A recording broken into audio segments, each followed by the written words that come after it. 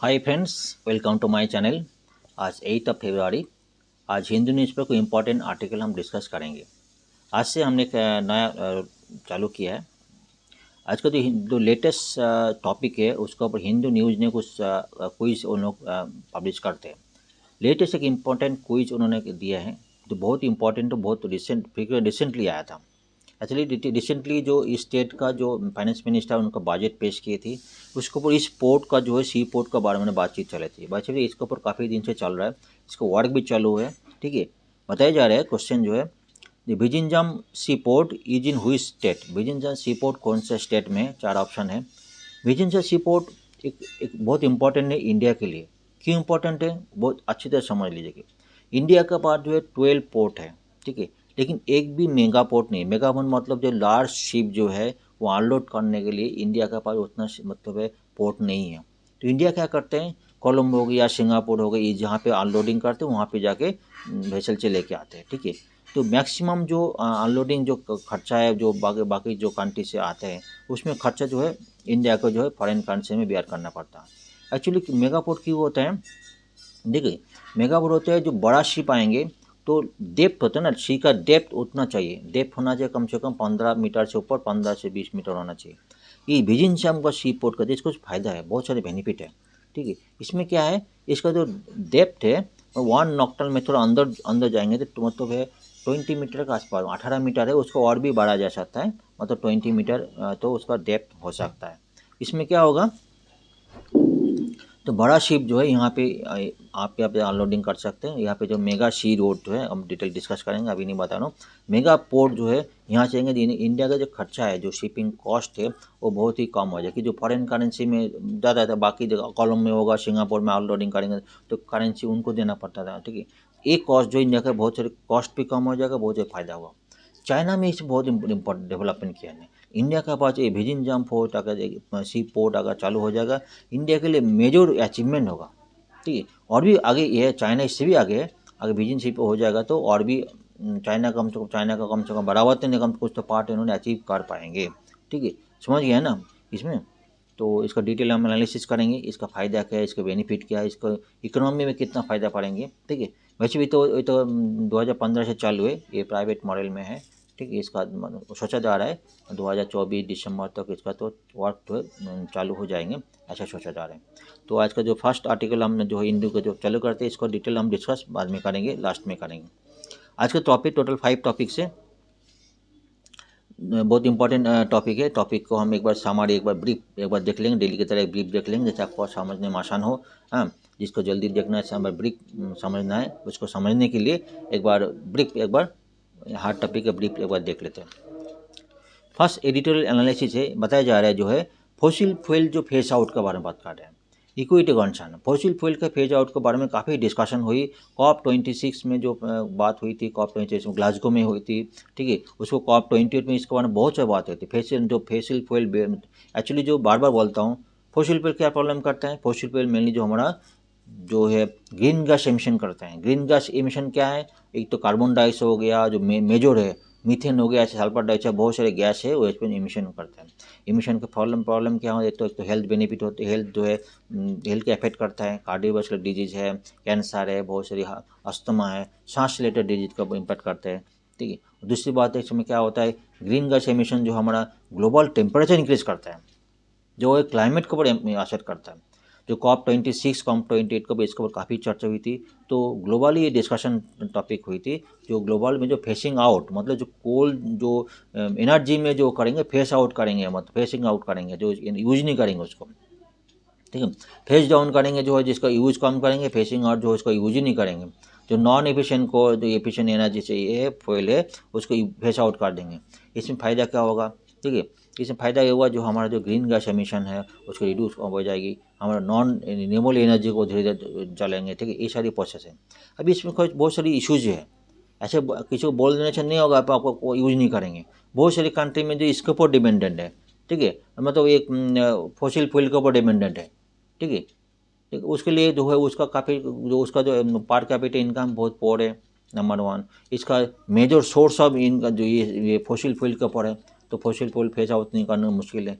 उसका दूसरी बात जो उसका जॉब क्रिएशन इतना नहीं है, ऐसा भी तो नहीं है। बाकी अदर सोर्स अगर फॉसिल फ्यूल बंद कर देंगे अदर सोर्स इनकम हो जाए, ऐसा भी तो नहीं है। इन दैट कंट्री में ऐसा कंट्री ऐसा बहुत सारी, अजरबैजान है, ईरान, इराक है, बहुत सारी कंट्री ऐसा भी है जिसका वजह से, ओमान है इसका कंट्री है, अगर फॉसिल फ्यूल उन्होंने बंद फेस आउट कर देंगे वो कंट्री की इकोनॉमिक जो है बहुत दिक्कत हो जाएगी, ठीक है। इसलिए उस कंट्री में नहीं कर पाते। कुछ कंट्री ऐसा भी है, कनाडा हो गया, यूएस हो गया, यूके हो गया, इसमें जो है उसका सेक्टर बहुत डाइवर्सिफाइड है। उसने फॉसिल फ्यूल यूज में फेस आउट कर दो, उसको कोई दिक्कत नहीं, उसे पार कैपिटा खर्चा इनकम में बहुत है, उसके लिए कोई दिक्कत नहीं, इसलिए उसको इशू नहीं। इंडिया में प्रॉब्लम है। इंडिया में ऐसे ही तुरंत अगर बंद कर देंगे, फेस आउट कर देंगे, तो इसमें इंडिया के लिए बहुत दिक्कत हो जाएगी, ठीक है। इंडिया से धीरे धीरे कर, इंडिया जो टाइम 2030 तक लिया, 2070 के लिए टारगेट लिया, ठीक है, इंडिया टारगेट लिया था कि 3 गुना करेंगे, धीरे धीरे करेंगे। इंडिया के लिए बहुत से चैलेंज है, इंडिया का फाइनेंस के इशू है, बहुत से जॉब अभी की प्रॉब्लम है। इंडिया में जो एनर्जी जो ये होता है उसका 60% तो फॉसिल कोल से होता है, 60%, हार्डली 40% का मतलब रिन्यूएबल एनर्जी होता है, ठीक है। इमीडिएटली अगर इंडिया अगर सोचेंगे फॉसिल फ्यूल बंद फेस आउट कर देंगे, इंडिया के लिए बहुत प्रॉब्लम हो जाएगी, ठीक है। इसके डिटेल डिस्कशन करेंगे। दूसरा इंपॉर्टेंट आर्टिकल है, मेरे को तो बहुत इंपॉर्टेंट आर्टिकल है, बहुत छोटा आर्टिकल है लेकिन बहुत इंपॉर्टेंट आर्टिकल है। बोल रहे हैं इंडिया चाइना जो बायलैटरल ट्रेड जो है न्यू रिकॉर्ड 2023 में उसका जो मिनिस्ट्री था उन्होंने बताया बायलैटरल ट्रेड कितना हो गया, 136 मतलब 0.2 बिलियन हो गया, ठीक है। ये जो है इंडिया का जो मतलब उनके लिए एक्सपोर्ट, हमारे लिए इम्पोर्ट हो गया, 136 बिलियन बिलियन $US हो गया। इंडिया के लिए बहुत बड़ी बात है। देखिए इंडिया कोशिश कर रहा है, एक तो और दूसरा बात आ रहा है ट्रेड डेफिसिट, ठीक है। इंडिया तो इंपोर्ट कर रहा है $136.2 बिलियन का, इंडिया का जी उसको एक्सपोर्ट कर रहा है, कंट्री बहुत पोअर है। मतलब trade deficit, total deficit 30 to 40% trade deficit China का वजह होता है। क्यों होता है वो हम डिस्कस करेंगे, ठीक है। इंडिया जो मेनली इंपोर्ट करता है चाइना से, मेनली इलेक्ट्रॉनिक्स, इलेक्ट्रिकल गुड्स हो गया, ऑर्गेनिक केमिकल्स हो गया, तो फार्मास्यूटिकल प्रोडक्ट हो गया, प्लास्टिक हो गया, ये सारी इंडिया से इंपोर्ट करते हैं। इंडिया चाइना से मेनली इंपोर्ट करता है। दूसरा जो है इंडिया एक्सपोर्ट करता है मेनली जो है ऑर्गेनिक केमिकल है, तो उसके बाद जो कॉटन यान है, ऐसा बहुत सारे प्रोडक्ट है, और प्रोडक्ट है उसमें एक्सपोर्ट करते हैं। लेकिन चाइना बहुत सारी जो नॉन ट्रेड बैरियर, ऐसा बहुत से इशू है, इंडियन कंपनी चाइना में एक्सपोर्ट नहीं कर पाते। नॉन ट्रेड बैरियर में बार बार बोलता हूँ, non trade barrier major issue है कई सारी कंट्री में, non trade barrier European country भी है। इसलिए इंडियन जो है एक्सपोर्ट हैम्पर कर, इंडिया जो डोमेस्टिक फैक्ट्री है इसलिए एक्सपोर्ट नहीं कर पाते, ये नॉन ट्रेड बैरियर। मैं बार बार बोलता हूँ, आज बार बार डिस्कस कर नॉन ट्रेड बैरियर, ठीक है, एक मेजर इशू है। और शायद जो है इंडिया का कई सारी स्टेप्स लिया है जो है इंडिया में जो है, और भी जो बाकी कंट्री में इंपोर्ट है, चाइना का डिपेंड ना होकर और भी कंट्री से कंट्री डिपेंड है डाइवर्सिफाइड करने के लिए। मैं बार बार बोलता हूँ इंडिया का जो प्रोडक्ट है डाइवर्सिफाइड नहीं है, कुछ स्पेसिफिक प्रोडक्ट में इंडिया ये है, इंडिया के प्रोडक्ट डाइवर्स जो अभी गवर्नमेंट कर रहा है, ठीक है। गवर्नमेंट जो प्रोडक्ट, इंडिया का जो प्रोडक्ट बास्केट है डाइवर्सिफाइड करने की कोशिश लगे हुए, और जो सिर्फ यही नहीं, गुने चुने कंट्री भी नहीं, बाकी कंट्री से भी अपना जो है अपना एक्सपोर्ट इंपोर्ट रिलेशन बना रहा है, जो कई सारे फ्री ट्रेड एग्रीमेंट बातचीत चल रहा है, ओमान के साथ चल रहा है, पेरू के साथ चल रहा है, इकू के साथ चल रहा है, कई सारी कंट्री जो है फ्री ट्रेड एग्रीमेंट की बात चल पहले भी है। सिर्फ ये भी नहीं, अभी इंडिया तो और क्वेश्चन हो गया, फ्री ट्रेड एग्रीमेंट के टाइम में जो और भी क्वेश्चन हो गया, ठीक है। उसमें जो कई सारी इशूज पहले से देख रहा है, उसका जो ट्रेड बास्केट क्या है, फिट नॉन ट्रेड बैरियर क्या है, क्या का कंप्लाइंस है, क्या का रूल्स एंड रेगुलेशंस हैं। ऐसा भी नहीं इंडिया इंपोर्ट इंक्रीज हो जाएगा आप एक्सपोर्ट कम हो जाए, ऐसा भी नहीं। वो मतलब डेफिसिट जो है नेग्लिजिबल होना चाहिए इंडिया के लिए। तो ये आर्टिकल बहुत इंपॉर्टेंट आर्टिकल है। इंडिया क्या क्या स्टेप्स लिया, इंडिया का क्या क्या चैलेंजेस है, वो एक बार डिटेल में डिस्कस करेंगे। कि चाइना एक बहुत बड़ी इशू है। दूसरा आर्टिकल जो बहुत इंपॉर्टेंट आर्टिकल है, उत्तराखंड जो है मेनली जो यूनिफॉर्म सिविल कोड उन्होंने लागू कर दिया, फाइनल हो गया, लास्ट काल पेपर में आया था उसका, जो साइन हो गया, गवर्नर का साइन हो गया, लागू हो गया, ठीक है। अभी उत्तराखंड हो गया। ये कुछ टॉपिक है, इसको डिटेल समझने के लिए मतलब क्या इसके पीछे बैकग्राउंड क्या थे, ठीक है। कुछ केस है, आपको बहुत सुना होगा, शारदा मोडगल केस है 1995, एक कुछ केस है शारदा मोडगल केस में, कुछ केस जो है, एक केस हमको डिस्कस करेंगे। एक केस ऐसा हुआ था, देखो इन्होंने कुछ केस के दो कुछ लेडीज जो है हिंदू लेडीज़ है, उन्होंने सुप्रीम कोर्ट आकर के उन्होंने पिटिशन फाइल की। उन्होंने उनका जो हस्बैंड है, ठीक है, हिंदू में क्या है, एक साथ 2 शादी नहीं कर सकते, एक के साथ ज़्यादा नहीं कर सकते, लेकिन मुस्लिम में अलाउ है, ठीक है, क्योंकि मुस्लिम का जो है उसका रूल्स एंड रेगुलेशन अलग है। अभी ये लोग जिसको दूसरा शादी करना है, ठीक है, उसका हस्बैंड जो है मुस्लिम में कन्वर्ट हो गया, मुस्लिम में कन्वर्ट होकर दूसरा शादी कर रहा है। अभी जो पहले पुराना हिंदू जो ये है वाइफ है, उन्होंने जाके सुप्रीम कोर्ट में जाके लागू किया। एक कंट्री, हमारे कंट्री में बहुत बड़ा इश्यूज है। कंट्री हिंदू एक्ट में तो एक के साथ शादी नहीं कर सकती, ठीक है, लेकिन और भी कोई रिलीजन्स में एक के साथ 2 शादी करने के लिए, जैसे मुस्लिम है, इसमें एक के साथ 2 शादी कर सकते हैं। इसलिए ये जो पिटिशन है, सरला मुदगल केस है, इसमें 1-2 लेडीज जो है इन्होंने सुप्रीम कोर्ट को जाके राय फाइल की। इसका डिटेल हम डिस्कस करेंगे, ठीक है। एक ये जो केस आते हैं, इसके बेस में जो है बात आ रही है यूसीसी जो है यूनिफॉर्म सिविल कोड जो हमें इंडिया में करना बहुत ज़रूरी है, ठीक। सिर्फ ये भी नहीं, और भी बहुत सारे केस है, जैसे कि तलाक हो गया, हम बात कर रहे हैं, तलाक हो गया, और भी जो हलाल हो गया जो है, और भी इद्दत जो है, ऐसा बात चल रहा है। ऐसे भी देखे शाहबानो केस 1985 में, शाहबानो इन्होंने क्या किया, ये भी कोई ये लेडीज है, इन्होंने केस फाइल किया। इन्होंने जो इनका जो डाइवोर्स होने के बाद, ठीक है, तलाक होने के बाद, उन्होंने जो है इद्दत है, इद्दत के बाद उन्होंने मेंटेनेंस देने में मना कर दिया। ये कैसे, ठीक है, इद्दत क्या है, एक सर्टेन जो है सर्टेन टाइम है, डाइवोर्स होने का सर्टेन टाइम है, वो एक टाइम के बाद उन्होंने मेंटेनेंस देने मना कर दिया। ये बहुत बड़ी केस है। ये सारी पॉइंट जो है, जो उत्तराखंड का जो उसका सारी पॉइंट इन्होंने बहुत रिसर्च किया। तो जजमेंट जो 5 जजमेंट था ना, जज उन्होंने रिसर्च किया, कम से कम कई लोगों डिस्कशन की, करने का सारी पॉइंट उन्होंने किया। सुप्रीम कोर्ट पुराना केस क्या क्या इशू ने, उनको वो जो है सारी चीज़ उन्होंने लागू कर दी। हमने डिटेल डिस्कशन क्या क्या पॉइंट उन्होंने जो इस क्लॉज में जो है उत्तराखंड ने लागू किया।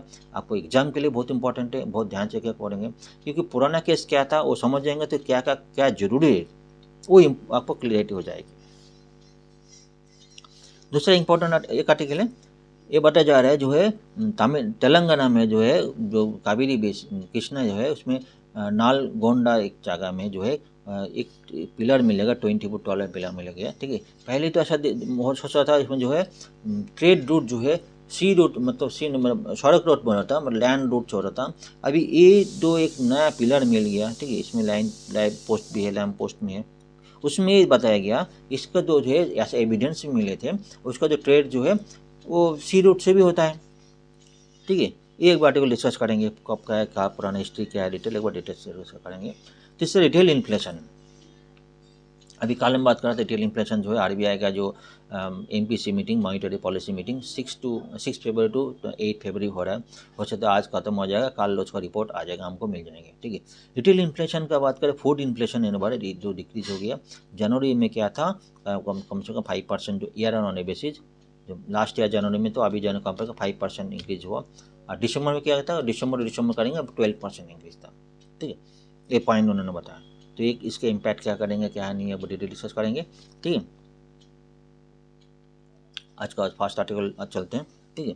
एक्चुअली जो बात करना था COP26 COP28 में मेनली ये डिस्कशन हुई थी, जो हमारा जो है ग्लोबल जो है ग्रीन हाउस गैस के एमिशन को रिड्यूस करना पड़ेगा। मेन प्रॉब्लम जो है उससे जो ग्लोबल वार्मिंग जो है 1.5 degree centigrade as per pre industrial level, उससे ज़्यादा नहीं होना चाहिए, क्योंकि ज़्यादा हो जाएगा तो काफ़ी हेल्थ इशू आएगा, काफ़ी जो क्लाइमेट का इशू पड़ेगी, मतलब काफ़ी जो सी लेवल इंक्रीज हो जाएगा, बर्फ़ गल जाएगी, कई सारे इशू हो जाएगा, जिसका इम्पैक्ट जो है हमारे ह्यूमन को पड़ेगा, मतलब प्लांट को पड़ेगी, बहुत सारे एनिमल्स को आएंगे, कई भी इम्पैक्ट आएंगे, ठीक है। अभी प्रॉब्लम क्या है, कई सारी कंट्रीज जो है, कई सारी उसका अपना जो है उसका मतलब सीरियसली नहीं ले रहा है। इसके लिए ग्लोबल जो हमारी कंट्री जो है इस पॉइंट को ज़्यादा सीरियसली ले रहा है, ठीक है। और जो कई सारे रूल्स भी बनाए, कई डिस्कस में हम डिस्कस करेगा। ये तो हम इस पॉइंट में जो समरी हम दे दिया, ठीक है। तो इसका क्या क्या इम्पैक्ट है, ठीक है। कंट्री ने क्या, कोई कंट्री ने इसको एगेंस्ट में है, वो कर नहीं पा रहा है, चाहते हुए भी नहीं कर पा रहे हैं, ठीक है। वो हम डिटेल डिस्कस करेंगे। एक तो need of face out fuel, उसका नीड क्यों है, एक बार डिस्कस कर लिया, ठीक है। फिर ये समरी, ब्रीफ समरी एक बार दे देते हैं। क्लाइमेट चेंज हम डिस्कस कर लिए, ठीक है। हेल्थ बेनिफिट हमने सारी डिस्कस कर लिया। कॉस्ट इन्वॉल्व है।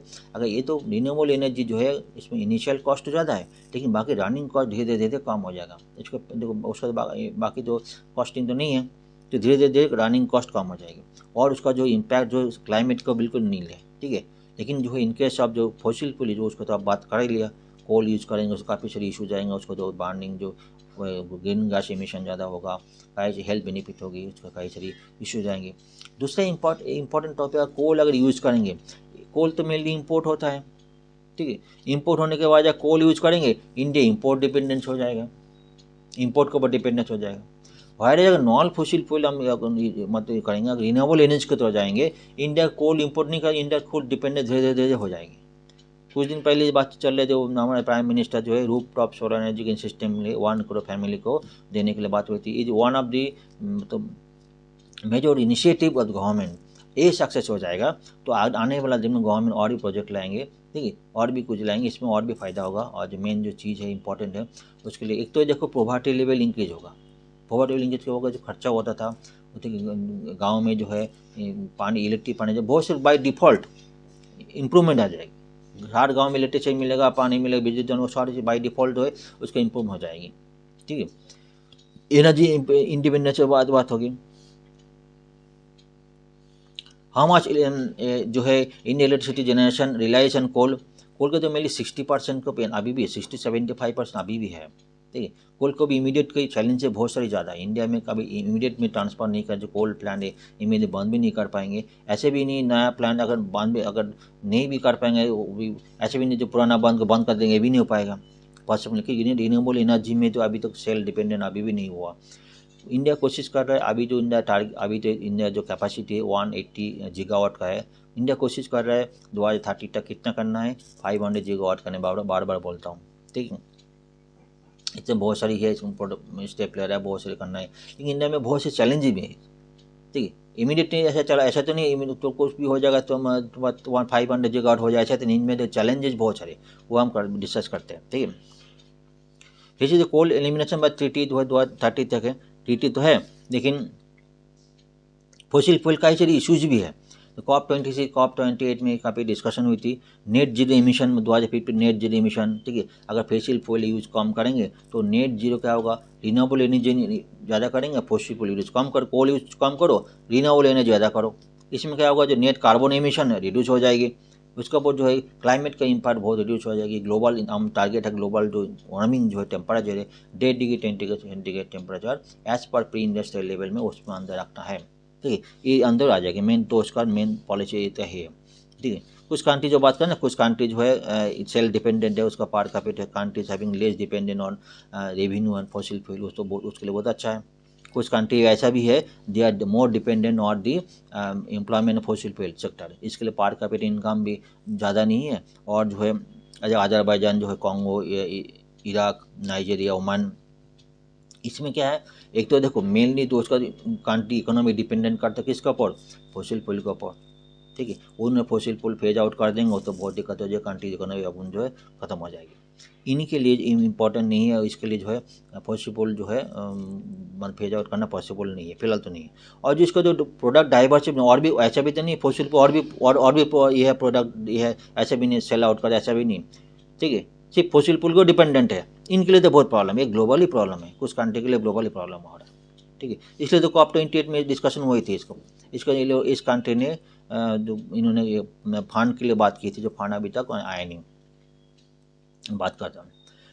How can India reduce the dependence of coal for electricity generation, जो बात करता है phase out the old transfer, improving energy efficiency, ठीक है, इंक्रीजिंग रिन्यूएबल एनर्जी कैपेसिटी बढ़ाएंगे, जो डिस्कस हुई थी, स्टेटिंग ग्रिड इंफ्रास्ट्रक्चर वो भी इंक्रीज करना पड़ेगा।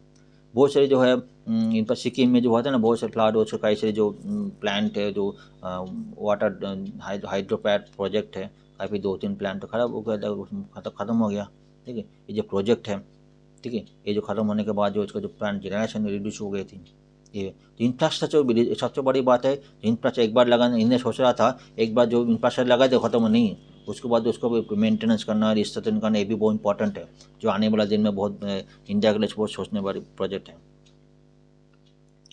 चैलेंज है जो बात करते हैं, एक तो देखो मेन फाइनेंसिंग चैलेंज है, लैक ऑफ फाइनेंशियल इंडिया तो मेनली जो है फॉरेन कंट्री के ऊपर डिपेंडेंट है, फॉरेन फाइनेंसिंग का डिपेंडेंट है।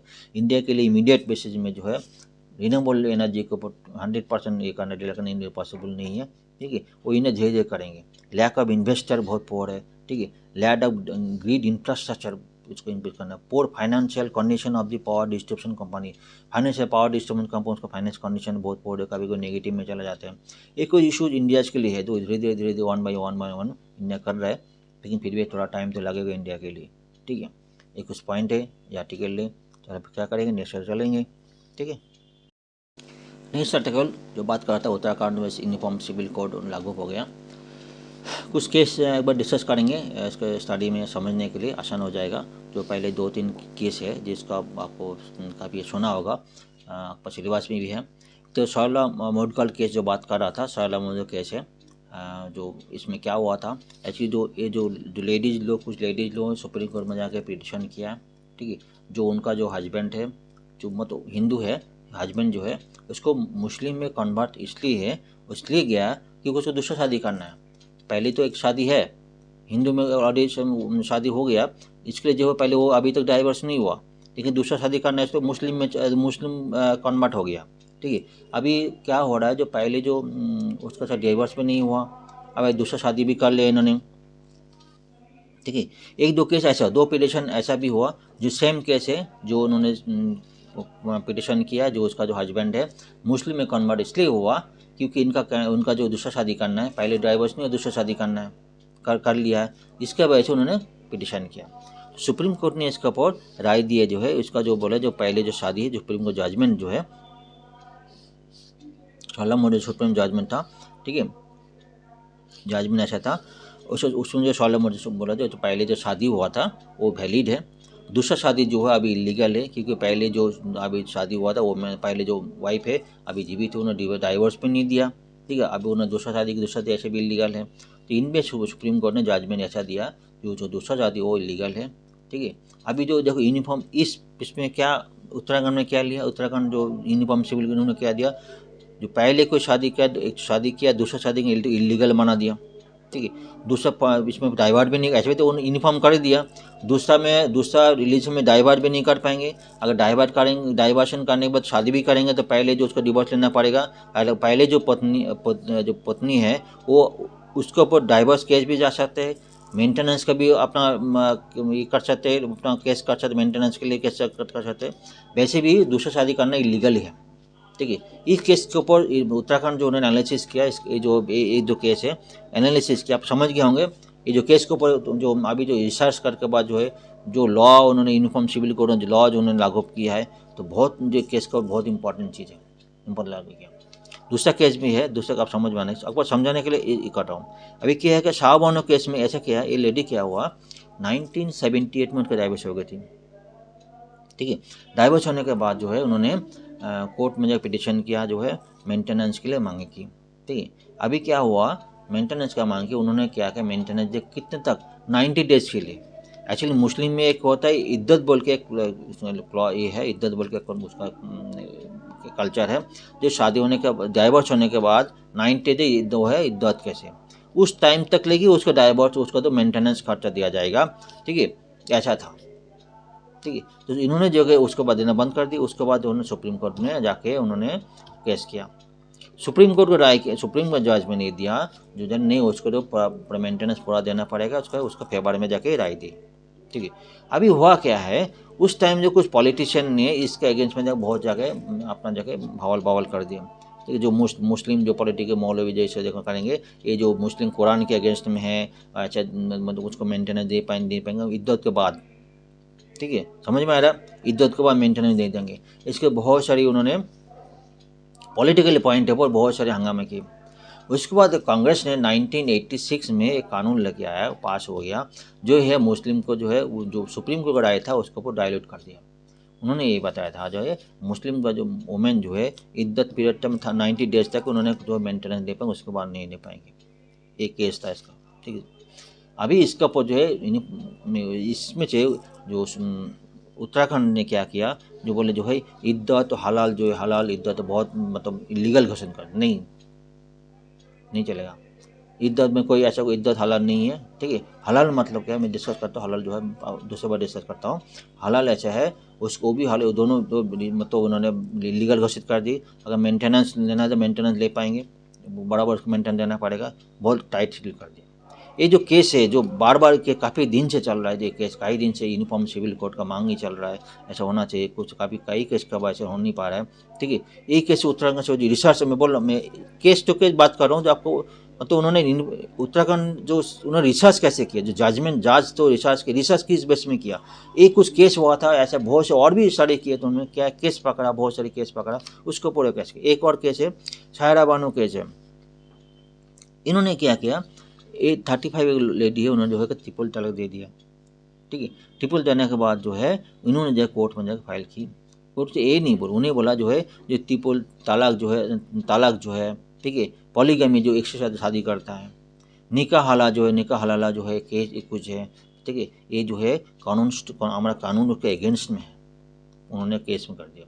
हलाला मतलब जो है अगर किसी ने कोई मतलब कपल जो है, अगर कोई हस्बैंड अपना पति को, अगर मुस्लिम पति को अगर तलाक दे दिया, उसके बाद जो है मुस्लिम ऐसा कुछ कानून है, वो पत्नी जो है उसी पुराना पति के साथ जो है दोबारा शादी नहीं कर पाएंगे, जब तक ना वो पुराना पत्नी जो है दूसरा कोई जैन से शादी कर ले, उससे तलाक लेके आए, उससे डाइवर्स लेके आए, डाइवर्स लेने के बाद ही पुराना पति शादी कर पाएंगे। समझ में आना ना, ये बहुत बड़ा क्रिटिकल था। तो हलाला जो है इसमें जो यूनिफॉर्म सिविल कोड जो है उत्तराखंड, वो भी जाके उन्होंने बैन कर दिया। केस टू केस मतलब ऐसा में करिए। पॉलीगमी तो नहीं है, पॉलीगमी तो वो भी बैन हो गया, बहुत शादी तो नहीं, वो भी मुस्लिम में भी उन्होंने बैन कर दिया।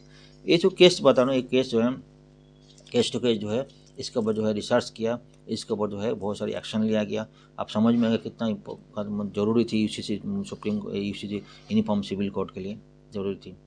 तो अभी जो समझ गए ना, वो तो अभी जो कुछ पॉइंट जो है उत्तराखंड का जो हम डिस्कस करते, क्या क्या पॉइंट उन्होंने लागू किया, क्या क्या पॉइंट है। एक तो उन्होंने बताया जो है सबके लिए लागू हुए, दो शेड्यूल ट्राइब जो है 2.9% शेड्यूल ट्राइब, उनको छोड़ दिया, जिन स्टेट पॉपुलेशन उनके लिए छोड़ दिया, जो ट्राइबल ग्रुप से शेड्यूल ट्राइब उसके लिए छोड़ दिया, बाकी के लिए लागू रहेगा, कोई भी कास्ट है कोई भी है, ये सब पूरे लागू होगा। ठीक है, एक तो पॉइंट मैरिज जो से वो था जो है 21-18 जो है गर्ल्स के लिए 18, बॉयज़ के लिए 21 जो शादी का एज रहेगा वो सेम रहेगी। एंड अब हलाला जो इद्दत बात करा तो भी हो गया, वो चल हो गया। 3 years इम्प्रूजन हो जाएगा। ठीक है, bill 3 year imprisonment of fine 1 lakh, बहुत इंपॉर्टेंट होगा। मीन हलाला जो किसका हलाला कमिटमेंट होगा उसके लिए फाइन 3 साल के जज में होगा।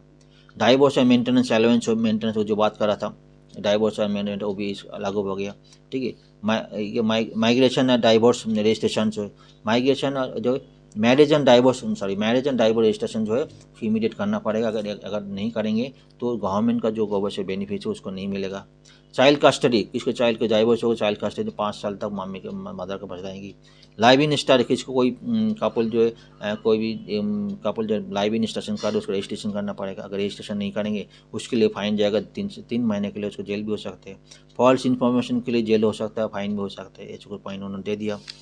ठीक है, दूसरा पॉइंट जो है सक्सेशन जो है, ठीक है, सक्सेशन पॉइंट जो बताओ, जमीन जो कई पुराना कई ऐसा भी था, जब हस्बैंड का मर गया तो उसके बाद उसको हस्बैंड का मदर को प्रॉपर्टी मिलता था, लेकिन बच्चों को और जो वाइफ को नहीं मिलते थे। इस केस में जो है वाइफ को भी मिलेगा, बच्चों को मिलेगा। ठीक है, वो बच्चों दोनों को ही मिलेगा। पहले ऐसा नहीं था, पहले मजा करता, ऐसा चेंज कर दिया। और live in relationship children they consider to be legitimate children, उसको भी लेजिमेट चिल्ड्रेन उसका लेजिमेट, उसको भी अपना जो है जमीन जायदाद को समान हक दे रहेगा, सब कुछ देंगे। जो लेजिमेट चिल्ड्रेन है सेम हक, उसको भी वैलिड माना जाएगा।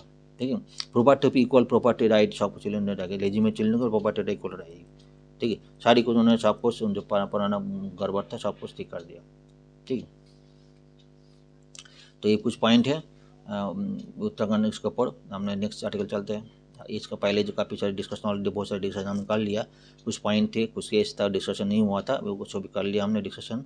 ठीक है, बहुत इंपॉर्टेंट टॉपिक है, ये साल क्वेश्चन में आ सकते हैं इसके ऊपर। ठीक है, मेनली आप क्वेश्चन कौन सा कॉन्सेशन, कौन सा क्लॉज है, कॉन्सेशन नंबर 44 जो है, कॉन्सेशन 44 नंबर कौन है हमारा जो आर्टिकल है, उसमें यूनिफॉर्म सिविल कोड जो है अलाउ करते हैं। चलिए इसको बहुत नेक्स्ट तक चलते हैं, बहुत इंपॉर्टेंट आर्टिकल है। इंडिया चाइना बायलैटरल ट्रेड जो है न्यू हाई रिकॉर्ड बन 2023 में न्यू हाई में है। अभी एक्चुअली क्या बता रहे 136.2 बिलियन ट्रेड हो गया जो चाइनीज जो मिनिस्टर है वो बता रहे 136.2 बिलियन जो है इंडिया में एक्सपोर्ट किया, मतलब इंडिया ने इंपोर्ट किया। ठीक है, 2022 में कितना था 135.92। अभी तो 2023 बाकी है, 23-24 बाकी है। ठीक है, तो इसमें बता रहे जो मेन जो है इंपोर्ट, जो इंडियन जो इंपोर्ट मतलब चाइना के एक्सपोर्ट जो है ज़्यादा हुआ, इंडिया की इंपोर्ट काफ़ी इंक्रीज हुआ। मेनली क्या क्या चीज़ इंपोर्ट करते हैं, मैटर क्या है देख लेते हैं। ठीक है, मैटर क्या क्या प्रॉब्लम है, इंडिया की इंपोर्ट ज़्यादा है, एक्सपोर्ट बहुत पोर है। इसका वजह से भी है ट्रेड डिप्रिसिएट बहुत ज़्यादा रहता है। ठीक है, इंडिया में जो मैक्सिमम जो है, अब पहले कितना था 15-16-17% इम्पोर्ट करता था, अभी इंडिया का टोटल इम्पोर्ट जो है उसका 25% चाइना से करता है। इंडिया बाकी कंट्री जितने टोटल 100% में जो 25% चाइना से इम्पोर्ट करता है, बहुत ज़्यादा है, तो इंक्रीजिंग ट्रेंड में है। ठीक है, क्या क्या चीज़ इम्पोर्ट करते हैं, क्या क्या इश्यूज़ है, एक बार देख लेते हैं। एक बार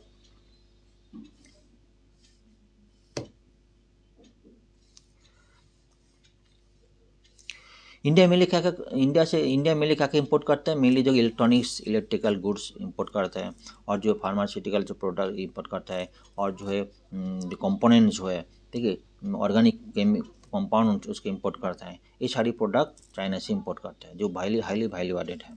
ठीक है, इसमें पहले क्या आप बता रहा था, पहले जो 2021-22 और 21-22 में 16% 15% इंपोर्ट करते थे एज पर टोटल में। अभी क्या बहुत 25-25% इंक्रीज हो गया। ठीक है, इंडिया में क्या क्या स्टेप लिया, इंडिया में क्या कर रहा है, चाइना का डिपेंडेंसी कम करने के लिए दो तरह काम कर रहा है। इंडिया क्या कर रहा है, बाकी कंट्री के साथ भी अपना फ्री ट्रेड एग्रीमेंट कर रहा है, बाकी कंट्री के साथ भी इंपोर्ट करने की कोशिश कर रहा है। उन कंट्री के साथ जाके इंपोर्ट एक्सपोर्ट का रिलेशन बार बार बात करता हूँ। ठीक है, कई कंट्री के साथ फ्री ट्रेड एग्रीमेंट का बात चल रहा है, नंबर 1। उससे तो बिजनेस बढ़ाने की कोशिश कर रहे हैं, चाइना के साथ इंपोर्ट जो है डिपेंडेंसी चाइना के साथ जो है धीरे धीरे रिड्यूस करना चाह रहा है। फिर भी जो है अभी तक उतना सक्सेस अभी तक नहीं है, कि क्यों नहीं है वो रिसर्च करेंगे ऑनलाइन। ठीक है, फिलहाल तो है अभी जो बता रहे इंडिया में 2023 में सबसे ज़्यादा $136 मिलियन जो है अभी तक उन्होंने कर लिया। क्या क्या आइटम इंपोर्ट करते हैं, जो बोल रहा था ऑर्गेनिक केमिकल से, इलेक्ट्रॉनिक गुड्स से, फार्मास्यूटिकल, प्लास्टिक। जो फार्मास्यूटिकल जो इंडिया में जो उसमें जो कंपोनेंट लगता है रॉ मटेरियल से, वो क्या चाइना से लाता है। ठीक है, चाइना से लाते में क्या होता है, डोमेस्टिक से भी सस्ता पड़ा चाइना में। मेन कारण एक कारण तो है चाइना का जो करेंसी, चाइना का यान जो करेंसी है, इंडिया करेंसी जो है चाइना करेंसी पोर वीक है पड़ता है, इसलिए जो है इंडियन कंपनी के जो चाइना से इंपोर्ट करना सस्ता पड़ जाता है। ठीक है, हर जो है चाइना जो इंडियन का एक्सपोर्ट चाइनीज बायर के लिए बहुत भारी पड़ता है, इंडिया का एक्सपोर्ट चाइनीज बायर के लिए बहुत भारी पड़ता है, और इंडियन कंपनी चाइनीज से इंपोर्ट करना सस्ता पड़ता है, क्योंकि करेंसी का बहुत डिफरेंस है, एक बहुत बड़ा चीज़ है। ठीक है, और इंडिया के एक्सपोर्ट क्यों नहीं हो पाते, क्यों नहीं कर पाते, एक तो ट्रेड बैरियर है, ट्रेड बैरियर चाइना ने लगा दिया, क्योंकि जो बहुत सारी प्रोडक्ट के ऊपर उन्होंने क्या कर दिया, जो उन्होंने नॉन ट्रेड बैरियर लगा दिया, नॉन ट्रेड बैरियर को उन्होंने कुछ रूल्स रेगुलेशन लगा दिया। ठीक, कुछ सर्टिफिकेशन लगा दिया, रूल्स रेगुलेशन लगा दिया, जो इंडियन जो बाहर से फैक्ट्री वाले वो मीट करना बहुत भारी पड़ जाता है। बहुत सारी ऐसे भी नहीं, इन चाइना का और भी बहुत सारी कंट्री, यूरोपियन कंट्री, बहुत सारी कंट्री के जो है नॉन ट्रेड बैरियर जो सर्टिफिकेशन लगा दिया। यूरोपियन आप कुछ दिन पहले देखा था, यूरोपियन कंट्री के बहुत सारी जो बैन लगा देते हैं, वो सर्टिफिकेट में करो अपना पेस्टिसाइड है, बहुत टेस्टिंग जो समय लगा, शिपमेंट टेस्टिंग है, बहुत टेस्टिंग अगर फेल कर देंगे तो शिपमेंट बंद हो जाएगा। तो इंडिया का छोटा कंपनी है, नुकसान में आया तो उसके लिए एक्सपोर्ट बहुत भारी बढ़ जाता है। ये भी एक कानून, एक मेजर कानून है चाइना के साथ कम्पीट करने के लिए। एक तो करेंसी था ही है, एक था। क्या क्या करना चाहिए इंडिया के लिए, वो भी हम डिस्कस करते हैं। फिलहाल जो इशू है वो देख लेते हैं। ठीक है, इंडिया क्या जो चाइना के एक्सपोर्ट करते हैं, चाइना के एक्सपोर्ट क्या करते हैं, देखो एक्सपोर्ट ऑर्गेनिक केमिकल्स यूज करते हैं, कॉटन यार, कॉपर, ओट्स जो है कुछ आइटम जो है चाइना को इन्होंने एक्सपोर्ट करते हैं। लेकिन ट्रेड डेफिसिट है, ट्रेड डेफिसिट मतलब क्या है, difference between import and export, दोनों का डिफरेंस। मतलब इंडिया इंपोर्ट बहुत ज़्यादा करते हैं, बहुत कम एक्सपोर्ट करता है, इसमें ट्रेड डेफिसिट बहुत ज़्यादा हो जाता है। ठीक है, अगर 2021-22 की बात करेंगे, कम से कम ऐसा बोला जा रहा है अगर 73 बिलियन जो है डॉलर जो है ट्रेड डेफिसिट है, मतलब इतना डिफरेंस है। और 23 में जो 2023-24 में 100 बिलियन का ट्रेड डेफिसिट, दोनों का डिफरेंस हो जाएगा, और एक्सपोर्ट बहुत नेग्लिजेंट, इंपोर्ट बहुत ज़्यादा हो जाएगा, इसके ट्रेड डेफिसिट हो जाएगा। कुछ इशू है, बहुत भारी चीज़, बहुत भारी है पॉइंट है। जैसे कि ये एक ग्राफ आपने देखो, ट्रेड डेफिसिट की बात कर रहे हैं, जो सारी पॉइंट बात हो गया, ये बात करें यहाँ पे देखो, एक रेट जो है in percentage of China, share of China in India total merchandise import, मतलब जो है इंडिया का जो इतना इंपोर्ट करते हैं तो परसेंट चाइना का परसेंटेज कितना है। चाइना का परसेंट यहाँ पे देखो 2021-22 में 16% ऐसे बता रहे, अभी क्या 25% तो जो बात कर 25%, ठीक है 16% बाद 16%, ठीक है। और जो इम्पोर्ट कितना कर देते हैं बिलियन डॉलर, ये जो है यहाँ पे बोल रहे जो है देखो कम से कम यह 2022-23 में कितना हो रहा 94.957 बिलियन डॉलर हुआ, कितना का अब 2021-22 में इतना इंपोर्ट कर लिया, ठीक है। एक्सपोर्ट करके ना है देखो 21.26, डिफरेंस कितना हुआ 73.31 जो है इतने बिलियन डॉलर डिफरेंस हो गया, ठीक है। India total total debt duplicity 191.05 billion USD। India China में बहुत सारे परसेंट है 30 to 40 ट्रेड डिप्लिसिटी चाइना के वजह से, ये तो बात क्लियर है ना। What does heavy import, China में हैवी इंपोर्ट क्यों हो रहा है, ठीक है। इंपोर्ट क्यों हो रही है तो कई सारे इशूज़ है, ठीक। इंडिया के जो मेजर जो फार्मास्यूटिकल कंपनी फार्मा इंग्रेडिएंट्स है वो चाइना से इंपोर्ट करता है, ठीक है। वो बहुत सस्ता पड़ जाता है और इंडिया के डोमेस्टिक उससे भी लेना भारी पड़ जाता है। अगर चाइना से हम बोलेंगे चाइना का नहीं लेंगे तो इंडिया का जो डोमेस्टिक कंपनी है वो इंग्रेडिएंट लोकल यूज़ करें तो बहुत ज़्यादा भारी पड़, खर्चा ज़्यादा हो जाएगा, महंगा ज़्यादा हो जाएगा। इंडिया का जो रिन्यूएबल कोल जो है कोल बेस्ड एनर्जी सेक्टर है, इसका जो मॉड्यूल लगता है जो इक्विपमेंट लगता है चाइना का बहुत उन्होंने बहुत डेवलपमेंट किया चाइना ने, ऐसे नहीं उन्होंने आगे बढ़ा, उन्होंने डेवलप किया, उससे बहुत सस्ता भी है बहुत डेवलप है। उसका मॉड्यूल लेना चाइना का जो है वो बहुत चाइना से आता है वो सस्ता में आता है। अगर उन्हें से इंपोर्ट करना बंद कर देंगे तो लोकल जो एक जो फैक्ट्रियाँ है इंडिया की फैक्ट्री यहाँ पे बहुत सारी भारी इम्पैक्ट पड़ेगी। बहुत सारी जो है सर्किट हो गया, इक्विपमेंट हो गया, बोर्ड हो गया, इलेक्ट्रॉनिक्स बोर्ड हो गया, कोई चाइना ने बहुत डेवलप किया, ठीक है। ये चाइना लेना सस्ता भी पड़ता है, ये सारी चीज़ें भी बहुत सारी जो है चाइना के इम्पोर्ट ज़्यादा हो जाते हैं। सारी पॉइंट डिस्कस हो गया। नॉन टैरिफ बैरियर का बात करते हैं। नॉन टैरिफ बैरियर है इंडियन डिपेंडेंट चाइनीज गुड्स का बहुत है, मशीन इलेक्ट्रॉनिक्स है, China manufacturing dominance, China mainly manufacturing dominancy है ही है, हाई प्रोडक्शन है। इंफ्रास्ट्रक्चर, हाँ इंफ्रास्ट्रक्चर लॉजिक ऐसी लॉजिक है, चाइना का इंफ्रास्ट्रक्चर लॉजिक बहुत ज़बरदस्त है, बहुत ज़बरदस्त है, ठीक है, बहुत अच्छी पॉइंट है। लेकिन वायर इंडिया का जो लॉजिस्टिक इंफ्रा जो है ट्रांसपोर्टेशन में बहुत पोर है, अभी भी पोर है, इसलिए इंडिया के लिए एक्सपोर्ट करना बहुत एज़ कंपेरेटिव बेसिस में बहुत भारी पड़ता है। एक पॉइंट है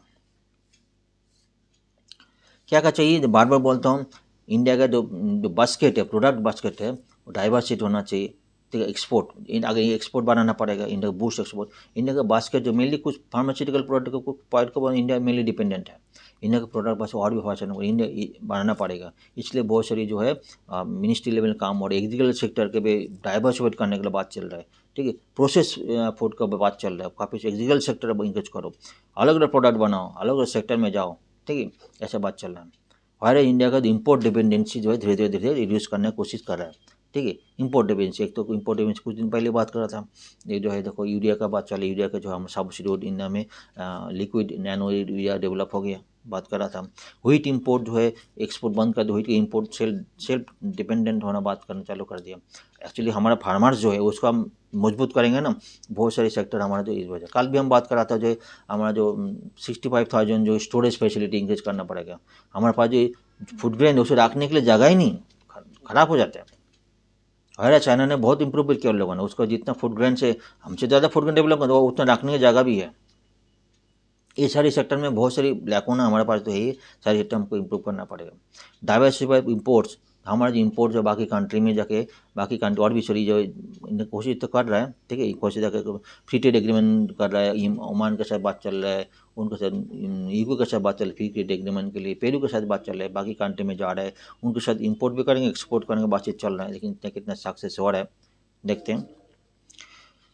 रिव्यू एफटीए का बच्चा हो तो ठीक है, review FTA develop domestic industry को डेवलप, तो बार बार बोल रहा हूँ डोमेस्टिक डेवलप बहुत करना पड़ेगा, अपग्रेड करना पड़ेगी, इसको फाइनेंसिंग देना पड़ेगा, फॉरेन एफडीआई देने पड़ेंगी, ये सारी सेक्टर इंडिया के लिए बहुत चैलेंजिंग जॉब है। ये कुछ पॉइंट है।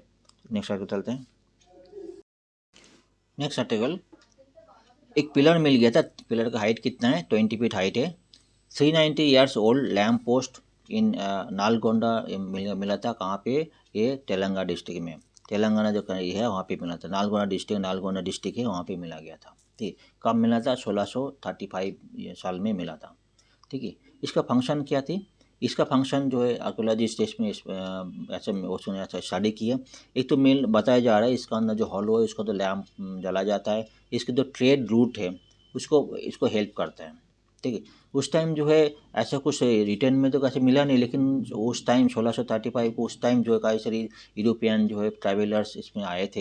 हैदराबाद में जो किंगडम, हैदराबाद यहाँ से कितने दूर है, हैदराबाद देख रहा हूँ यहाँ से 180 किलोमीटर दूर, वहाँ से हैदराबाद किंगडम में आए थे। ठीक है, लेकिन उसमें वो डिफाइन किया है कुछ मतलब लैंड के थ्रू ट्रेड का उन्होंने डिफाइन की थी, मतलब उन्होंने कोई रेफरेंस दिया, लेकिन रेफरेंस दिए थे सी रूट का रेफरेंस दिए थे, कोई ऐसे को जो पक्का ये नहीं दिया था। लेकिन अभी जो ये जो लैम्प पोस्ट मिलने के बाद जो है एक सिग्निफिकेंस है, इसका सिग्निफिकेंस क्या है, सिग्निफिकेंस ये है जो है इसका लाइट हाउस की तरह काम करते हैं। तो ऊपर लैम्प जला जाता है, ऊपर टॉप में क्या लैम्प जला जाता है, तो एक लाइट हाउस का काम करता है, जो अंदर सी जाते थे उस पर, ठीक है, उसके लोग दिक निर्देशन जो है मतलब दिक उसमें तरह आसानी मिलता है, लाइट हाउस की तरह काम करता है। ठीक है, इस पर एक भी है सिग्निफिकेंस है इसमें, जो उस टाइम जो ऐसा भी सोचा जा रहा है उस टाइम हो सकता है सी रूट भी चालू था। ठीक है, तो कृष्णा रिवर है, कृष्णा रिवर बेसिन में, कृष्णा बेसिन में ऐसा बताया जा रहा है उस समय सी रूट भी चालू था, तो कृष्णा बेसिन में है। ठीक है, ऐसे लाइट हाउस को तरह काम करते थे। ठीक है, ईमेल लीजिए 1635 में उसमें उसमें मिला था। इसमें बहुत सारी स्क्रिप्ट मिला था, उसमें जो mix of Tamil language, Telugu Tamil mix मिला था। ठीक है, ऐसे मिला जा रहा है। उसमें ऐसा भी चल रहा है, इसमें जो है कुतुब शाही जो रूलर्स है उस टाइम ये था, उसने बनाया गया था, ऐसा सोचा जा रहा है। ठीक है, ये कुछ पॉइंट है। चला आज का जो क्विज था जो हमने दिख रहा था, जो विजिंजाम जो सी पोर्ट जो है वो कौन से स्टेट में था। ठीक है, एक्चुअली रिसेंटली केरला में रिसेंटली जो है केरला मिनिस्टर जो बजट में उसने एक केरला विजिंजाम सी पोर्ट केरला गवर्नमेंट का एक बहुत बड़े प्रोजेक्ट है। ठीक है, इसके बाद इंट्रोडक्शन हम पहले ही दे दिया था। इसका जो है एक चाइनीज़ मॉडल में स्पेशल डेवलपमेंट जोन ऑफ जो है पोटेंशियल विजिंजाम सी पोर्ट बनाना जा रहा है। एक्चुअली विजन सी पोर्ट का सिग्निफिकेंस क्या है ये समझना बहुत ज़रूरी है। क्या है हमारे पास, क्या नहीं है, वो इम्पोर्टेंट है। हमारे पास 12 पोर्ट है, लेकिन हमारे पास कोई ऐसा मेगा पोर्ट नहीं है जो बड़ा शिप हमारे ऊपर अनलोडिंग हो सकता है। बड़ा शिप जो अनलोडिंग करने के लिए हम डिपेंडेंट किसके ऊपर होता है, हम कोलंबो के ऊपर डिपेंडेंट है, सिंगापुर के ऊपर डिपेंडेंट, वहाँ पे जो अनलोड होता है तो उस पर जाके यहाँ पर रहते हैं। लेकिन बड़ा शिप जाएगा तो उसको जो डेप्थ है, वाटर डेप्थ तो जो है वो भी इम्पोर्टेंट है। ऐसा कोई हमारा पोर्ट नहीं जो इसका डेप्थ जो है 15 to 20 मीटर हो, ऐसा भी शिप पोर्ट हमारे पास नहीं है। ठीक है, इसलिए हमको बाहर कंट्री के ऊपर डिपेंड होना पड़ता था। अभी विजिंजम क्या है, इसको तो सी पोर्ट से सी साइड से इसका एक 1 नॉटल माइल दूर में जो उसका डेप्थ जो है 20 मीटर है, 18 से 20 मीटर डेप्थ है, तो वो सफिशेंट है, और भी बढ़ा जा सकता है, सफिशेंट है। अगर ये सी पोर्ट अगर हमारा डेवलप हो जाएगा तो इंडिया के लिए बहुत बड़ी काम हो जाएगी। इंडिया का जो सी पोर्ट तो डिपेंडेंस है बाकी कंट्री के, इसको बोलने बहुत आसान जाएगी। जो बात कर रहे थे यहाँ पे जो है केरला में यहाँ पे सी पोर्ट है, मेनली कार्गो सी पोर्ट, उसको आसानी रहेगी। ठीक,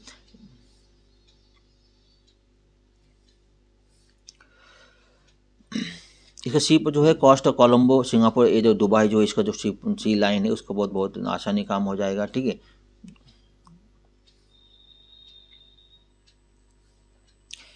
अभी तो 65% उनका कंप्लीट हो गया है, कंप्लीट होगा। अभी तो सोचा जा रहा है दिसंबर 2024 तक क्लियर हो जाएगा। ठीक है, ऐसा सोचा जा रहा है। इसका जो है और भी जो जनरेशन फायदे तो है काफ़ी, जो एम्प्लॉयमेंट जनरेशन तो होगा।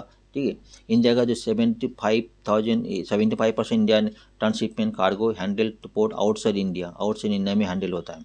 एक बात अभी देखो, ये भी बोल रहा है फिशल 2021-22 में तो total transshipment cargo India total about 4.6 million TEU।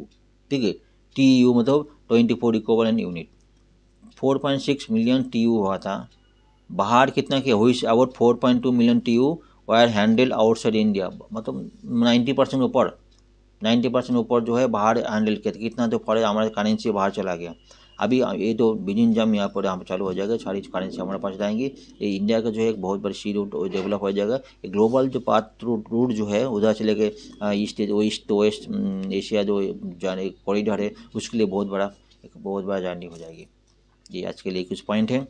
आप लोग सुस्त रहे, अच्छी तरह पढ़ाई लिखाई करिए। 2024 प्रीलिम्स की तैयारी हो रही है तो 25 के प्रीलिम्स तैयारी करिए, बहुत मन लगे पढ़ाई करिए। बहुत ईजी है लेकिन बहुत कठिन भी है और आपको मन लगा पढ़ना पड़ेगा, जो सब लोग बोलते हैं। Thank you very much. Have a good day, thank you very much.